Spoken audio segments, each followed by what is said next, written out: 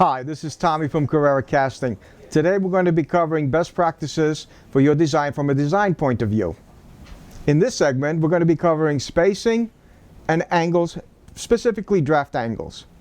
People like to put stamps inside the ring. That has been a problem because you usually do not have enough room, so everything you put in there is very, very thin. In our screen, the 14 karat logo looks great. Okay, fills up the spot. It's a nice script and everything. Okay, but here's the fact. If we take again a measurement, and we go to here and here, of let's say the 1, if we go from here to here across, it's only 0.25, quarter of a millimeter. That's way beyond tolerance. It might build. Then again, it might not, but let's say it does, it won't cast. And the part that's going to, the investment that's going to be in there will break off. A lot of people like to use script, or their logo might be in script.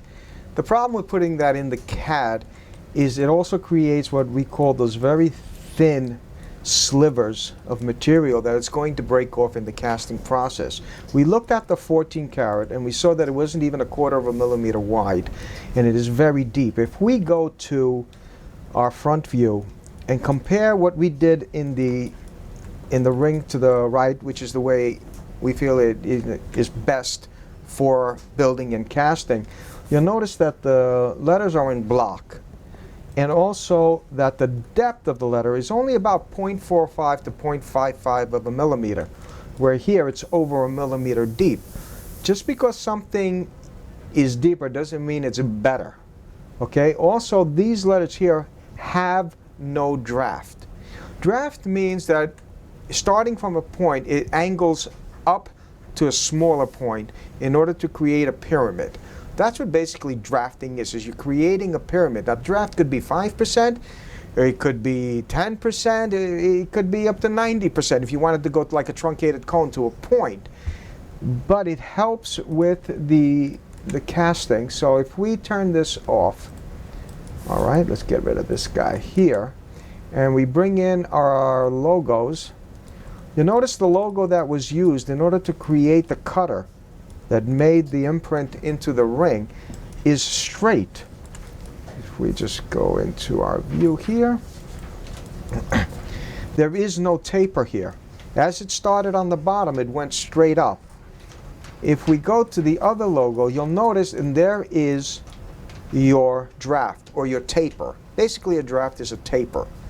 That helps, one, with strength, which is the most important thing. And two, if you're going to make molds or things like that, it helps to make a better mold and definitely a better casting. However, if it is necessary that you have that very fine script, we recommend that you don't put it into the CAD, that you laser it in the finished product, because in the end it's not going to come out. You're going to have to fill it, clean it, and laser it anyway. But if you can get away with watching how wide this is and how high, and the spacing in between the lettering, that's going to help a lot. So in summary, we covered draft angles or tapering, minimum tolerance for width and spacing between letters, and the depth of the engraving.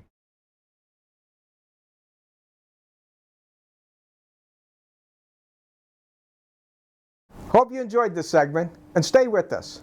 There are more best practice videos in CAD and 3D printing for jewelry manufacturing to come.